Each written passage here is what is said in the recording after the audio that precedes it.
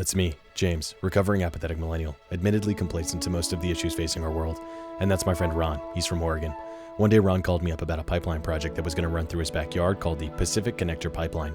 Ron said it was a big deal because he felt his property rights had been infringed and that it was no just use of eminent domain. Topical, political, probably an excellent course in apathy recovery, so I was interested. I called up my friend Matt, we hopped on a plane, and started to dig in. Our journey began understanding the basics. Ron shared that the Pacific Connector Pipeline will begin near the California-Oregon border, where it will meet up with an existing pipeline bringing in fracked natural gas from the Rockies. From there, the 36-inch pipeline will run 230 miles through a combination of private property and public lands to the first ever West Coast liquefied natural gas export facility.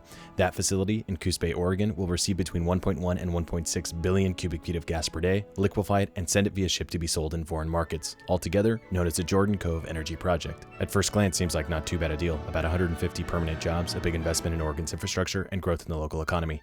At least that's what this industry-sponsored group is saying. Our region is hurting, but the Pacific Connector Pipeline can boost our economy. It's our turn for jobs. It's our turn for better schools. It's our turn for a brighter future. Jobs, schools, brighter future, sounds great. So why the opposition? More specifically, the outrage? Well, one quick search and the headlines flood in. Bad for our economy, destructive to the environment, risk to public safety, and back to my friend Ron's concern, infringement on personal property rights. It gets confusing fast. Support for the project seems to be based in the economics, so that's where we started to dig deeper. First, the issue of export. It does seem counterintuitive to the pervasive ideology of energy independence. Americans will not have to rely on any source of energy beyond our own. Not to mention that science and common sense has told us that rule number one about fossil fuels is that they're finite. Save them, use them wisely. So why the shift? Why now is it okay to export our finite natural gas?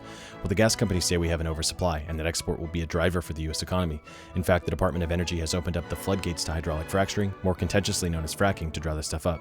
As of 2013, there were 487,286 natural gas wells in the U.S., which is one for every 6.5 square miles of the lower 48. The price for 1,000 cubic feet of natural gas in the U.S. is around $2.80. The price for 1,000 cubic feet of natural gas in Asia is over $12. So it's clear why the industry is pushing towards export and an equalization in price. But what about the economic downsides for the U.S.? The side effects of LNG export, as documented by the U.S. Energy Information Administration, could increase domestic gas prices anywhere from 10% to upwards of 20%. So opposition to export isn't just coming from the obvious sources like environmentalists and the far left, but major U.S. industry like Dow Chemical and Alcoa. In a company statement addressing Jordan Cove, Dow said U.S. manufacturers are putting Americans back to work and creating high-paying jobs due to this new abundance of affordable natural gas. This is vastly preferable to sending our energy resources overseas and jobs overseas. It's also worth noting the majority stakeholder in the Jordan Cove Energy Project is a company called Veresen, which is Canadian. So a Canadian company, which no doubt will make significant profits and benefit its shareholders, is exporting U.S. gas, potentially raising U.S. gas prices, and doing so under the umbrella of eminent domain. Our next stop was with Ron's friend Stacy, who with her husband purchased 357 acres in Myrtle Creek, Oregon 10 years ago. They rehabilitated the land, removing trash heaps, restoring diversity, and planting over 10,000 trees, the manifestation of the American dream. So these are the 2 points here. It goes a mile across our land. It cuts our place in half. So look how beautiful that is. Look at the tree behind it, the oak. This is gone. Once that pipeline goes in here, none of this exists anymore. There's so many magical, special places. It's just sacred. How does it make me feel? It makes me feel very angry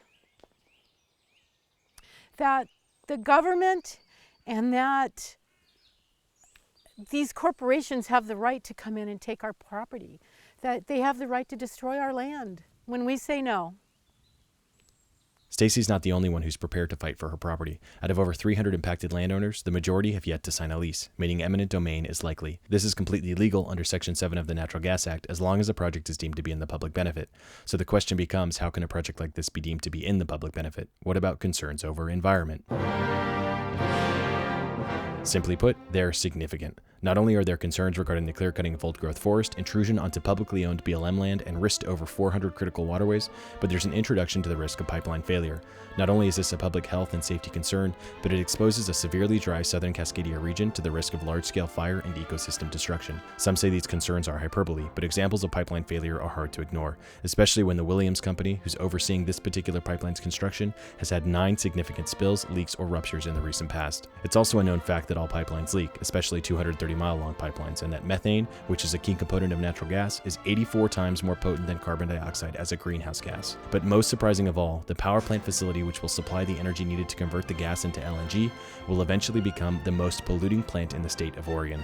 So it's proposed to build Oregon's biggest emitter of greenhouse gas in our modern context of climate change, melting ice caps, rising sea levels, droughts, deadly storms, and our government's pledge to reduce 25% of carbon emissions in 10 years.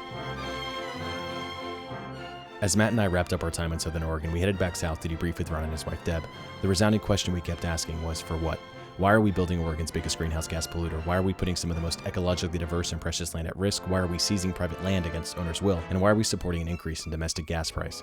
Beyond 150 jobs and a tax revenue for Coos County, there is no public benefit to this project. Pipelines are substantial long-term investments, locking stakeholders into at minimum 20-year contracts. So regardless of whether the economics change, the technology becomes antiquated, or governments take aggressive action to combat global warming, Coos Bay, Southern Oregon, and the end users are locked into fossil fuels. Despite the branding and big dollars, natural gas is still a fossil fuel. It still contributes greatly to the pollution of our atmosphere, in some ways worse than coal and oil. Now, it's important to keep in mind I'm still a recovering apathetic millennial. I'm not cured. But one thing I've learned through this process is that it's time we spoke up. This film has been my way of engaging. For others, it'll be something completely different. The solutions aren't all there, and I'm cynical towards most of them, but I do know that Jordan Cove is wrong. Jobs and economic development are not wrong, but Jordan Cove is wrong. There's an injustice to American citizens like Stacy, Ron, and Deb, but there's also an injustice to me and to my generation and to the generations after mine. I have a choice now to remain complacent, or I have a choice to engage. What are you going to do?